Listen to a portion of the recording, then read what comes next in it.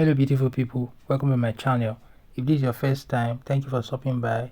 Please join the family, hit on the subscribe button so that you can get notifications anytime I upload a new video. For all my returning subscribers, thank you for always stopping by. I love you, I appreciate you. Today we'll be looking at news headlines from across the country. I'll be looking at the Daily Post newspaper. On the Daily Post newspaper today, one of the major headlines on the Daily Post newspaper says Obaseki probe 500 government vehicles missing. This is coming from Okpebolo's spokesman. As you all know, the governor of Edo State, the former governor of Edo State, Gov Obaseki, has left office, and a new governor, Monday Okpebolo, has taken over. He is saying that 500 vehicles, Edo State government vehicles, are missing, and he's insinuating that the people and those who were in the previous government took these vehicles, and he has indicated his interest to probe the last administration and hopefully recover these vehicles and other funds that members of the last administration have taken. So this is on the front page of the Daily Post newspaper today. Then we have another story that says INEC knocks PDP governors over election rigging allegations. PDP governors have alleged that INEC, is helping the APC rig elections.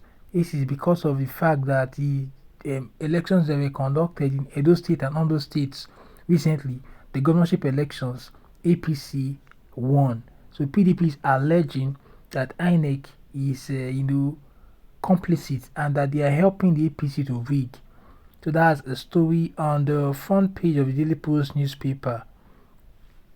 Then what other story we have? We have a story on under the business column that says Nigeria's GDP rose by 2.46% in the third quarter of 2024. This is coming from the NBS, that is the Nigerian Bureau of Statistics. Then we have on the politics section, we have a story that says Rivers crisis, conduct election to replace sacked Powiki lawmakers, Damagu says to INEC. As we all know, Rivers has been in crisis for some time now.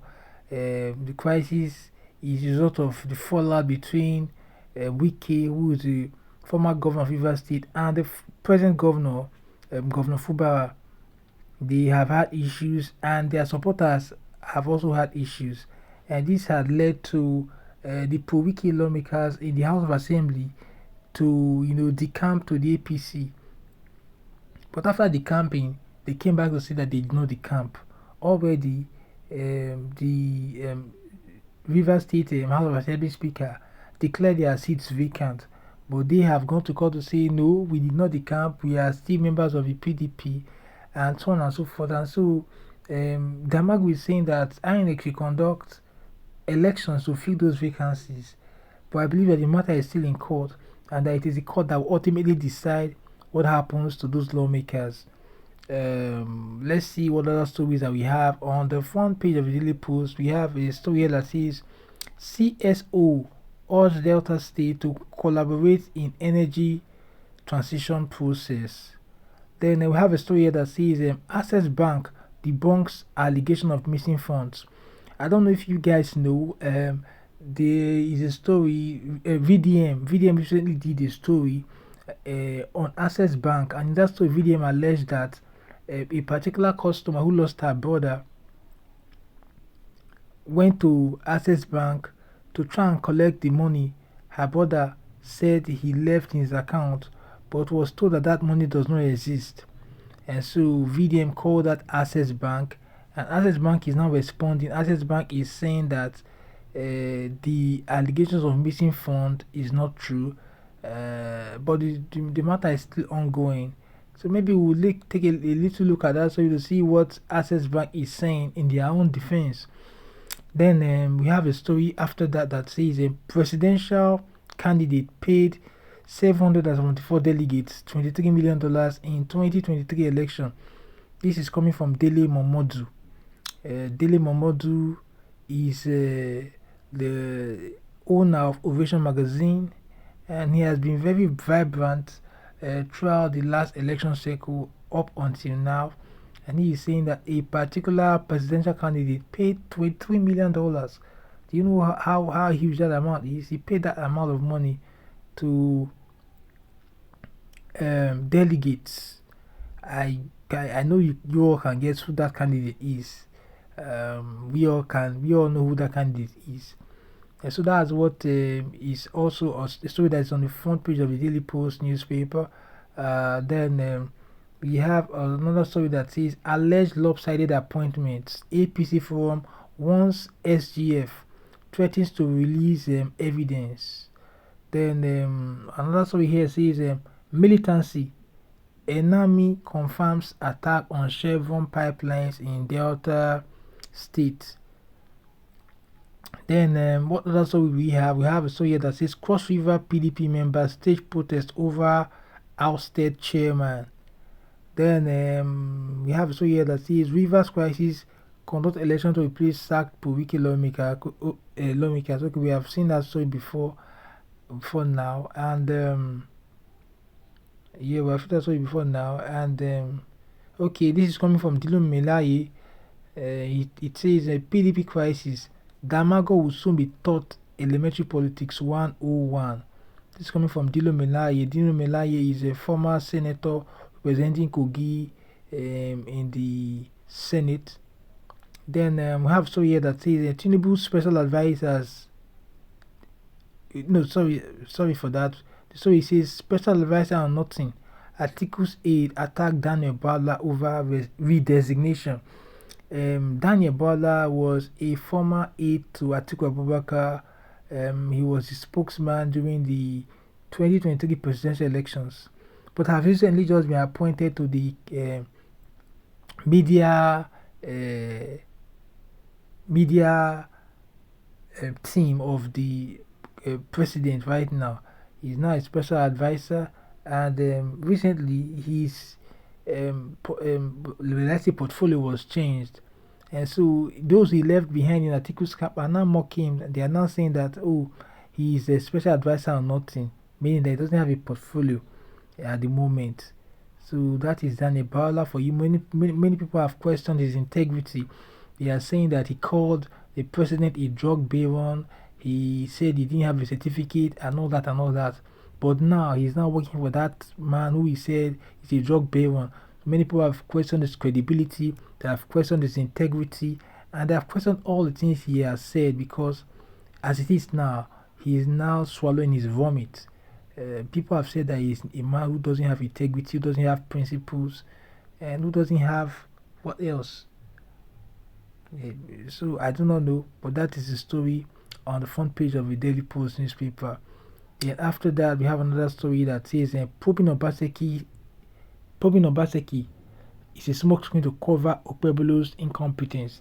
Like you all know, there's a new government in Edo State, Nigeria, and the current governor is Monday Okpebholo. He promised to probe his predecessor, Godwin Obaseki.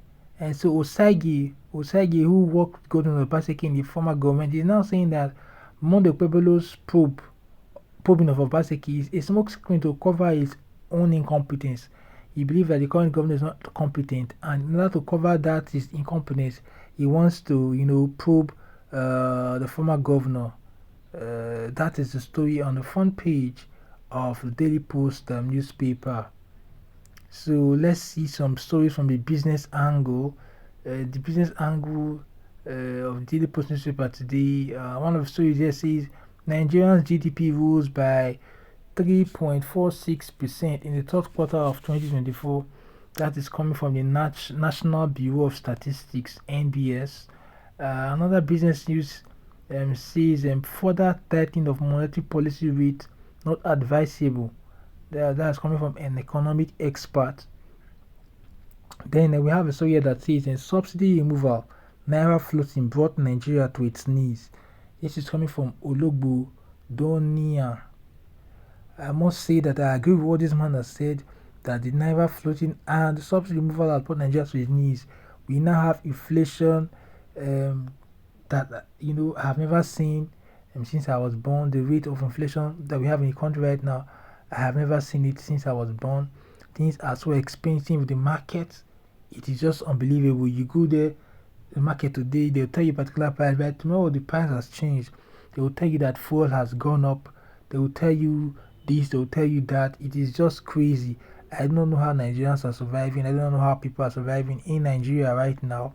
Things are just so expensive. Things we used to take for granted before are now beyond reach.